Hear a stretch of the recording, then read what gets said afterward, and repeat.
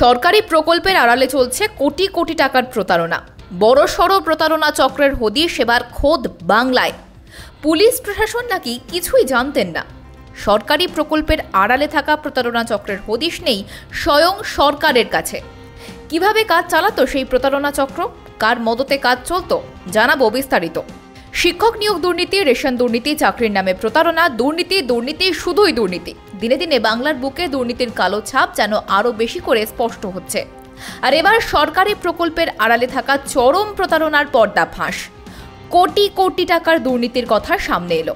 রাজ্যের মুখ্যমন্ত্রী সর্বোপরি প্রশাসনের নাকে ডগা দিয়ে কিভাবে সরকারি প্রকল্পের নামে প্রতারণা চলছে, কেন হাত পা গুটিয়ে রয়েছে প্রশাসন, প্রশ্ন উঠছে হাজারো।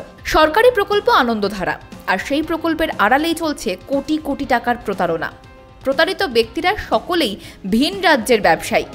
এখানে আরও একটা মজার বিষয় আছে জানেন তো, সরকারি প্রকল্পকে সামনে রেখে তার পিছনেই কোটি কোটি টাকার যে প্রতারণা চলছে, সরকার বলছেন সেই বিষয়ে নাকি তিনি কিছুই জানেন না। সত্যি বেশ মজার বিষয় কিন্তু বলুন। এমনকি পুলিশ প্রশাসন পর্যন্ত সেই বিষয় নিয়ে কিচ্ছুটি জানেন না।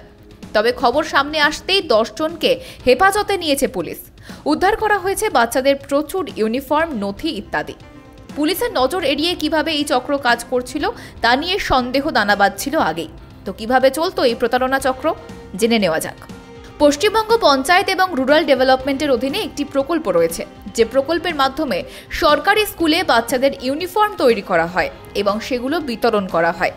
আর সেই প্রকল্পের নাম করেই কিছু ব্যক্তি বাইরের রাজ্যের কোম্পানিগুলোকে ভুল তথ্য দিয়ে ইউনিফর্ম তৈরির কন্ট্রাক্ট দেয়।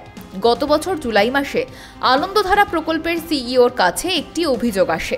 ভিন রাজ্যের 2 ব্যবসায়ীর কাছ থেকে সেই অভিযোগ আসে তার কাছে। আর সেই অভিযোগের ভিত্তিতেই নড়ে চড়ে বসেন সরকারি প্রকল্পের সিইও। একবার নয়, একাধিকবার কমপ্লেন এসেছে।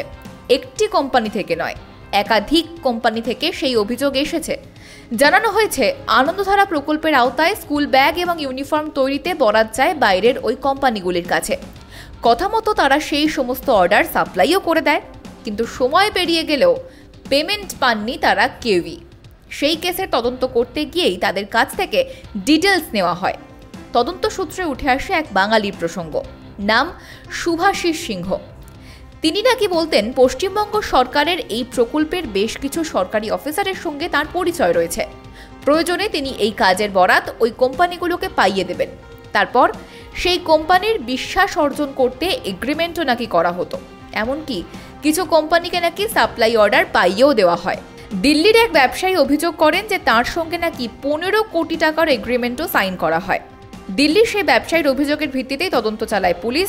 সূত্রের খবর মারফত ডানকুনির এক গোডাউনে নাকি তল্লাশিও চালানো হয়। আর ঠিক এরপরেই প্রশ্ন উঠেছে যে সরকারের নাকে ডগা দিয়ে এত কিছু হচ্ছে, আর সরকার তার বিন্দু বিসর্গ জানেন না, সেটা কি করে হয়?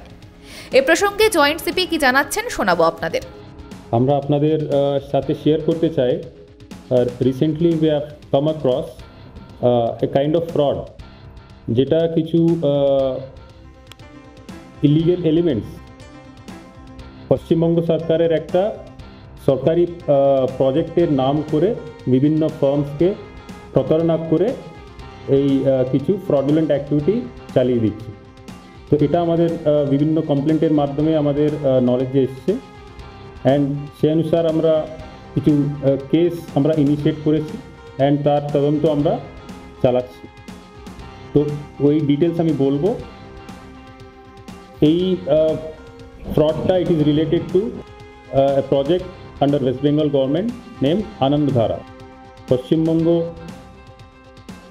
পঞ্চায়েত অ্যান্ড রুরাল ডেভেলপমেন্ট ডিপার্টমেন্টের আন্ডারে আনন্দধারা নামে একটা প্রজেক্ট আছে, under the West Bengal state rural livelihood mission. তো এই আনন্দধারা প্রজেক্টের আন্ডারে যে বেসিক্যালি বিভিন্ন সরকারি স্কুল বাচ্চাদেরকে স্কুল ইউনিফর্ম এবং ব্যাগ দেওয়ার জন্য এই প্রজেক্ট।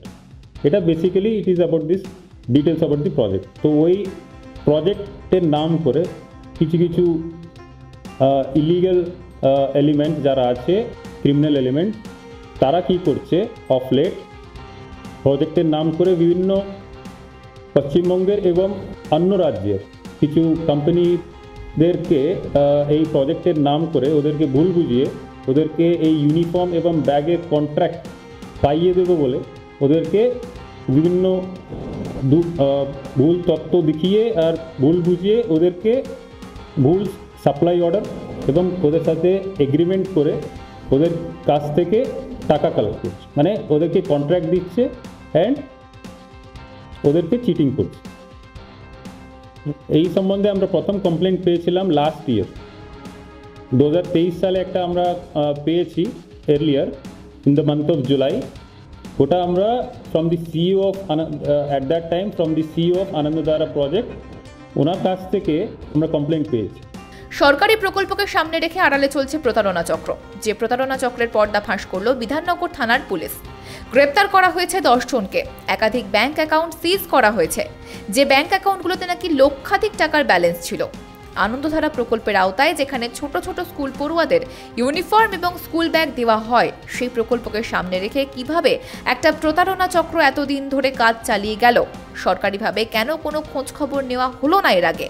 এখন এসব নিয়েই প্রশ্নে সরব ওয়াকিবহাল মহল। একই সঙ্গে সরকারের উদাসীনতা নিয়েও প্রশ্ন উঠেছে সাধারণ মানুষের মধ্যে। সঙ্গে থাকুন, দেখতে থাকুন বিজনেস প্রাইম নিউজ। জীবন হোক অর্থবহ।